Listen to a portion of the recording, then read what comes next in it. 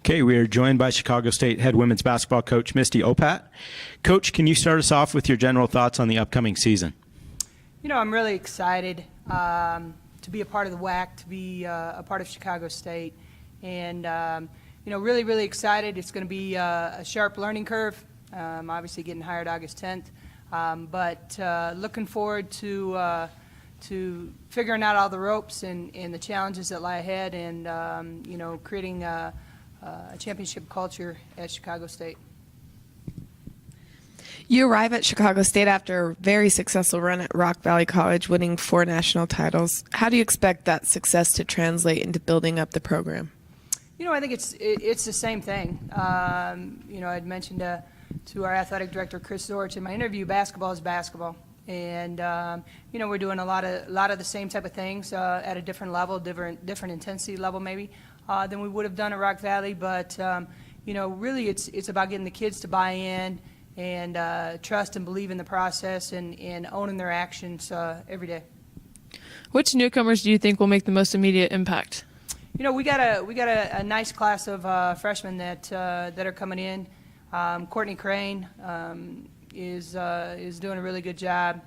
Taylor Robinson, Shamim Wamberry, and so we're gonna lean on our freshmen heavily as we you know, embark on this culture change. Talking about a returner, Enos Mataboy returns for the Cougars after leading the WAC in blocks last season. How does having such a strong inside player help you in developing the perimeter game? You know, she's doing a great job. She's working hard every day. She's buying into to our philosophy and what we're trying to do, and you can see the confidence building in her every day. Really excited about the year that she's going to have, and she certainly will be a catalyst for us this year. There are a lot of new faces around Chicago State, with AD Chris Zorich, who had a successful football career at Notre Dame and with the Chicago Bears, and new men's coach Lance Irvin, whose family is as involved in the Chicago basketball scene as ever. I know it's only been a few months, but how does that help Chicago State connect more with the community? You know, I couldn't be more excited to be on the ground level of what's going to happen at Chicago State.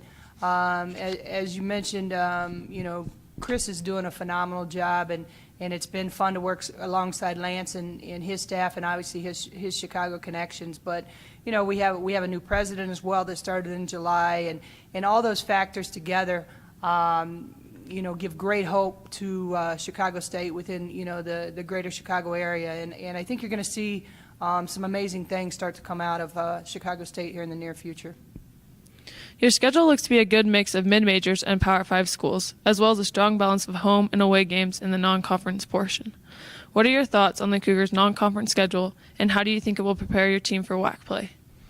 It's a tough schedule. I mean, there's no question we open up with, you know, Xavier on the road and then Evansville at home. But as you look, you know, down the schedule, we've got Wisconsin and Northwestern, and you know, it's going to be a tough schedule. It's going to be a challenging schedule. And, you know, we're going to go in, we're going to prepare every day for everybody and put our best out there. This question comes from WAC on-campus reporter Alyssa Squires. What is it like rebuilding a program after having experienced so much success at Rock Valley? You know, we built it at Rock Valley, so it's much of the similar process. And, you know, one of the biggest factors for us moving forward is going to be the recruiting piece that will help us change, you know, the culture and our success there. But it will be a change. There's no question about it. You know, I'm used to winning 20-plus games a year, and you know, there's no doubt we're going to get there. But it, you know, as I've said before, Rome wasn't built in a day, and we're not going to change it in a day. This question comes from Twitter user Elliot J. Marr. What is your team hashtag or motto, and what does it mean?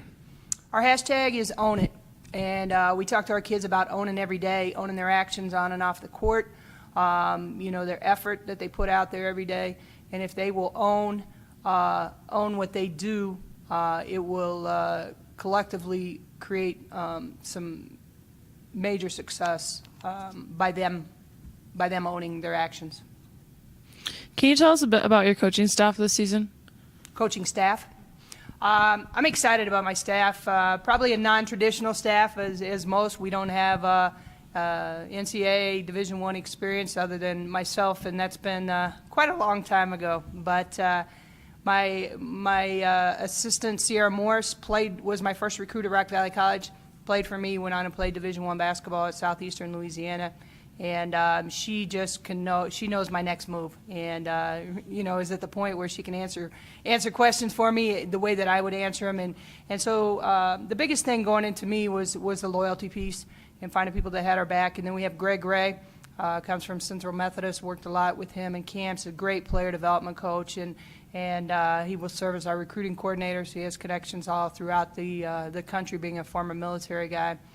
We just are in the process right now of getting a director of basketball operations, Chick Lellis, an older woman, retired, but her passion for the game is unlike anybody I've ever seen. I mean, she works 25, 30 camps every summer, and she just has a huge passion for the game, and so she's going to come in and help us do a lot of things in terms of building alumni databases and junior kids clubs, Cougar Club, and really helping our program take another step forward. And then we're looking to see if we can get one more assistant in there before we kick off the season here. And just really excited. The people I have are really blue collar workers. They're from programs where you had to roll up your sleeves and do all the work. And so we sweep the floor and we do the laundry, and they're perfectly fine with that. That's all they know. As student athletes, what do you expect from your players off the court? I expect them to represent themselves, our institution, and our program in a very high manner. I won't tolerate, any type of disrespect, and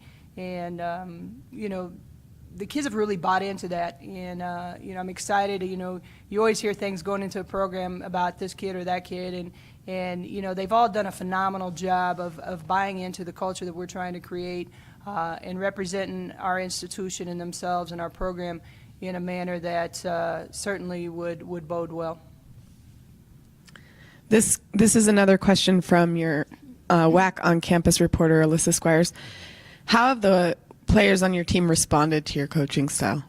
I think they've responded well. I mean, obviously they might be talking behind my back or something, but they come in, they work hard every day, and we're getting great feedback. We have one of our police officers, his name is Coach Taylor. That's what I call him, Coach Taylor, and I was talking to him yesterday, and he's been through the past, and just looking for feedback from somebody that's been there and seen it, and the kids are working hard and buying in, as you said, to pretty much everything that we're trying to accomplish there.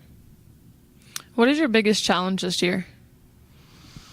Oh, I heard Coach Lord say travel. That'll be an adjustment for our staff as well. The biggest thing that we've got to do, to be honest with you, is I got to teach these kids how to win. There's no secret that they've struggled in the past, and we're teaching them how to win and how to be successful and how to carry themselves and how not to quit. And I think they're buying into all that. There's no question. I think you'll see us compete from the tip to the final buzzer this year.